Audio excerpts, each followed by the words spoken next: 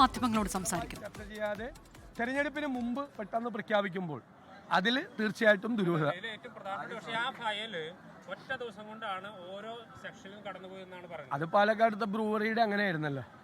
ബ്രൂവറിയിൽ ഡൽഹിയിൽ നിന്ന് ഒരു കമ്പനി വന്ന് അപേക്ഷ കൊടുക്കുകയും റോക്കറ്റ് വേഗത്തിലാണ് ഗവൺമെന്റ് സ്പീഡിൽ എന്ന് ആരാ പറഞ്ഞു? ഈ സ്പീഡ് ഈ കാര്യത്തിലൊക്കെ നല്ല സ്പീഡാ.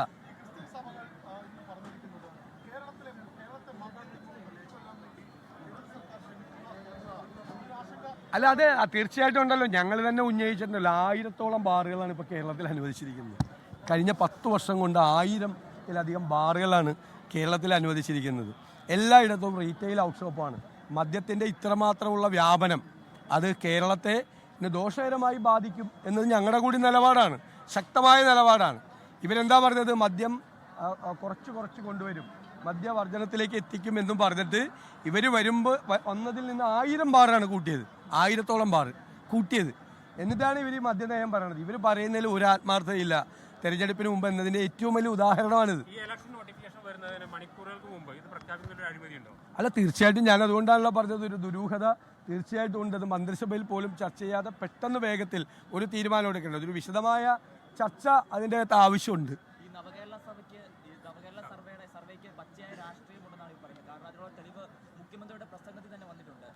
വളരെ ഗൗരവതരമായി പ്രതിപക്ഷ ആരോപണം ശരിവെക്കുന്നതാണ് കോടതി വിധി. ഇന്ന് വന്നിരിക്കുന്ന മുഖ്യമന്ത്രിയുടെ പ്രസംഗത്തിൻ്റെ റെക്കോർഡും അത് തന്നെയാണ്.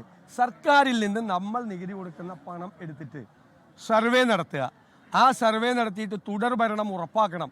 സർവേക്ക് പോകുന്ന വോളണ്ടിയർമാർ എന്നിട്ട് പാർട്ടി സർക്കിൾ ഇറക്കുന്നു, DYFIക്കാരെയും CPM-കാരെയും വോളണ്ടിയർമാരാക്കുന്നു. നമ്മുടെ നികുതി പണം എടുത്തിട്ട് DYFIക്കാർക്കും CPM-കാർക്കും കൊടുക്കുന്നു.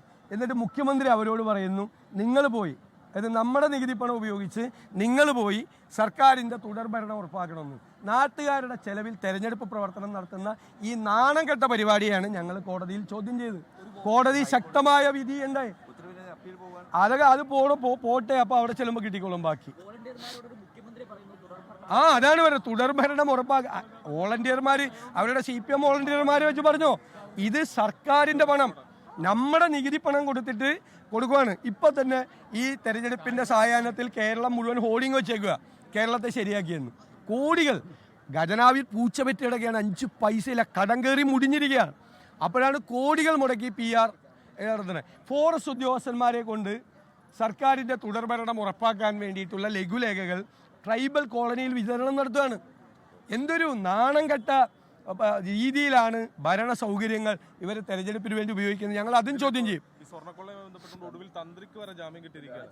അല്ല, ഞാൻ പറഞ്ഞല്ലോ മൊത്തം യഥാർത്ഥ പ്രതികൾ ഉൾപ്പെടെയുള്ള മുഴുവൻ ആളുകളും പുറത്തിറങ്ങും.